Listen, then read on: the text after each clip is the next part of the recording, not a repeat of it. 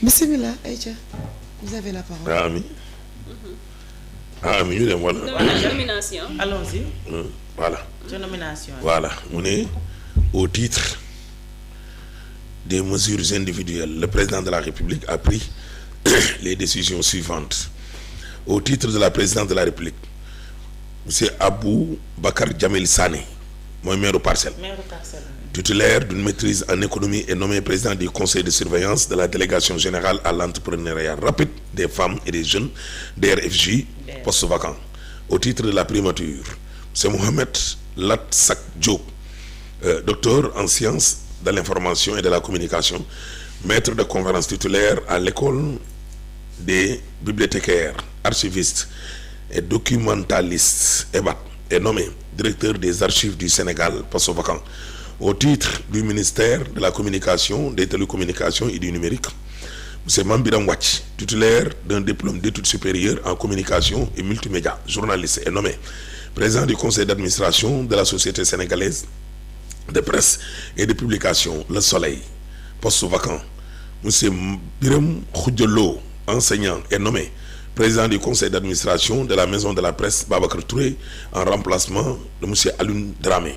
Au titre du ministère de l'Industrie et du Commerce, M. Samba Kamara, titulaire d'un master en nutrition, qualité et hygiène agroalimentaire, est nommé président du conseil d'administration de l'Institut de technologie alimentaire en remplacement de M. Ismaïla Mbeng Fall. Madame Aïcha Salbe Seng, spécialiste en gestion commerciale et marketing, est nommée président du conseil de surveillance de l'agence sénégalaise de promotion des exportations ASEPEX en remplacement de Madame Mariem Babou. Babou. Au titre du ministère de l'enseignement supérieur, de la recherche et de l'innovation, M. Tafsir Babakar Ndoye, biologiste, coordonnateur du Fonds d'impulsion de la recherche scientifique et technique FAS.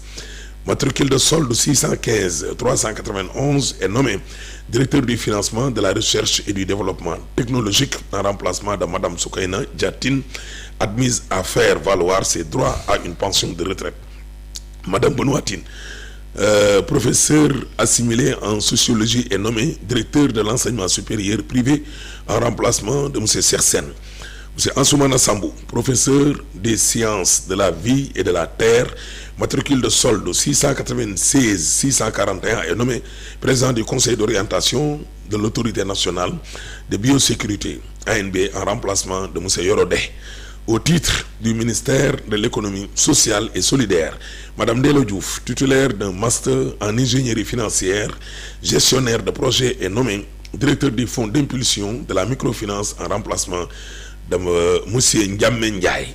Au titre du ministère de l'éducation nationale, M. Baba Thiam, inspecteur de l'enseignement élémentaire, matricule de solde 516 192, précédemment inspecteur de l'éducation et de la formation de Mbour E, est nommé directeur des ressources humaines au ministère de l'éducation nationale en remplacement de M. Serigne Sanibou Badian, admis à faire valoir ses droits à une pension de retraite.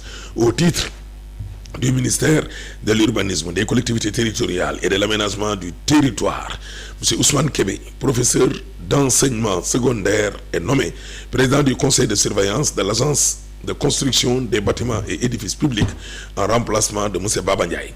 M. Baye Mayoro Diop, chancelier des affaires étrangères, titulaire d'un master en gestion des conflits, est nommé directeur de la coopération décentralisée au ministère de l'urbanisme, des collectivités territoriales et de l'aménagement du territoire en remplacement de M. Pape Ngor Tchaou, appelé à d'autres fonctions. M. Mohamedou Lamine Diagne, titulaire d'un MBA en gouvernance et relations internationales, est nommé président du conseil d'orientation du fonds d'habitat social en remplacement de Mme Antassar Diako. Mme Khadija Mahékour Diouf, titulaire d'un master en suivi évaluation, est nommé président du conseil de surveillance de l'agence de développement local ADL, poste vacant. Au titre du ministère de l'Intérieur et de la sécurité publique, M. Abouba, administrateur civil, matricule de solde 661 348, est nommé directeur des libertés publiques et de la législation, poste vacant. M. Ibrahima Baldé, administrateur civil, matricule de solde 722 162, est nommé directeur de la formation et de la communication de la direction générale des élections, poste vacant.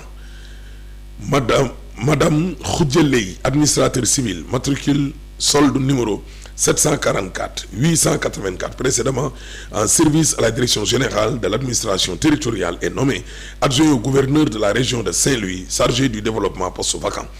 Monsieur Christian Fernand Johnson Trubisciata, administrateur civil, matricule de solde numéro 678 précédemment en service à la direction générale de l'administration territoriale est nommé préfet du département de Bambey, région de Diourbel, poste vacant. Monsieur Amadouka, secrétaire d'administration, matricule de solde numéro 661-447, précédemment adjoint au préfet du département de Mbour, région de Thiès est nommé sous-préfet d'arrondissement de Kataba 1, département de Bignona, en remplacement de monsieur Alassane Anne, admis à faire valoir ses droits à une pension de retraite. Monsieur Diadji Gueye, secrétaire d'administration, matricule de solde numéro 661-425, précédemment adjoint au préfet du département de Thiès, est nommé sous-préfet d'arrondissement de Koudjaba Wolof, département de Koumpentoum, poste vacant. Monsieur Mohamedou Lamine Diop, secrétaire d'administration, matricule de solde numéro 681-468, précédemment adjoint au préfet du département de Ziguinchor, est nommé sous-préfet d'arrondissement de Ndande, département de Kébémer, en remplacement de Mamoudou Badiane, admis à faire valoir ses droits à une pension de retraite. M. Mamoudou Lamine Ngom, secrétaire d'administration, matricule de solde numéro 661-130, précédemment adjoint au préfet du département de Dakar, est nommé sous-préfet d'arrondissement de Lambaye, département de Bambey, en remplacement de M. Cheikh Anta Dieng, admis à faire valoir ses droits à une pension de retraite.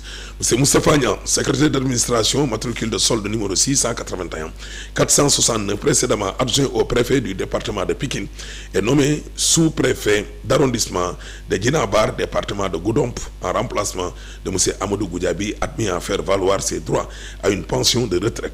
M. Issa Khatandjan, maître d'enseignement technique professionnel, matricule de solde numéro 615-477, précédemment adjoint au préfet du département de Salémata, est nommé sous-préfet d'arrondissement de Guilou, département de Guinguinéo, en remplacement de M. Mohamed Fadel Sarr, admis à faire valoir ses droits à une pension de retraite. M. Moussa Samb, secrétaire d'administration, matricule de solde numéro 681-463, précédemment adjoint au préfet du département de Tambacounda, est nommé sous-préfet d'arrondissement de Boyagel Bamba, département de Goudiri, en remplacement de M. Babacar Ibrahimar, appelé à d'autres fonctions. Le ministre de la formation professionnelle et technique, porte-parole du gouvernement, Amadou Moustapha Dieng Sarré. ñun nag dañ cee am ñett voire même ñeent ba juróom ci ay nomination waaw waa Géejawaay ak nit ñoo xam ne tamit ñun dañ leen a xam suñu confrère bi di Mame Biram Wathie, président conseil d'administration bu Soleil, remplacé suñu papa ji.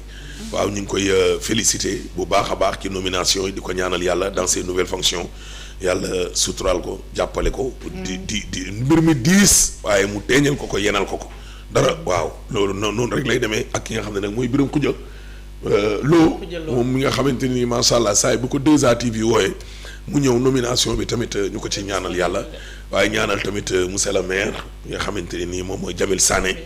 waaw Jamil Sané nag bon kooku moom beneen affaire la. Jamil Sané ñi ngi koy ñaanal yàlla moom tamit yàlla may ko ndam, yàlla yokk sutura. waaw fi may daanelee nag koy xalam da ca jaayu barke ba yaay borom. ñaar ñu mujj ñi nga xam ne ci sama conseil municipal lañ bokk. ba pare ma dëkk ak ñoom ñaar ñoom ñu nekk samay rak muy Aïssa Sagne. démb dañ doon conseil municipal de démb. dañ doon conseil municipal. xam nga dañuy rappel. Ahmed Aïdara président ñu xool ba xam dinañ am quorum. soo amee quorum sur 86 il te faut 44 devant le préfet ñu ne ko léegi mën nañoo commencer réunion man dama jël rek jox ko liste bi ne ko rappelal moom mi ngi toog ci ngoon gi liy xew. ma ne ko asfal ñaanal na la de Aïssa Sagne.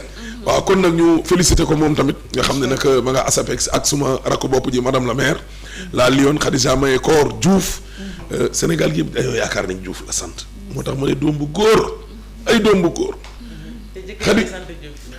Khady Diop waa doom ju jigéen Khady Diop la tudd Khadijatu Diop même liste bi ci conseil. booy lii na Khadijatu Diop mu ne présidente dégg nga loolu waaye non seulement turu jëkkër ji lay indi ba indi wàlle santu jëkkër ji. jëkkër ji moom moo tudd Maye Koor Diouf. te mooy dem ba tey. kenn mësu koo xam. man su ma ko invité Fajaru man jour boobu laa doog a xam ne Diop la sant wallaahi. kii bàyyam député la woon.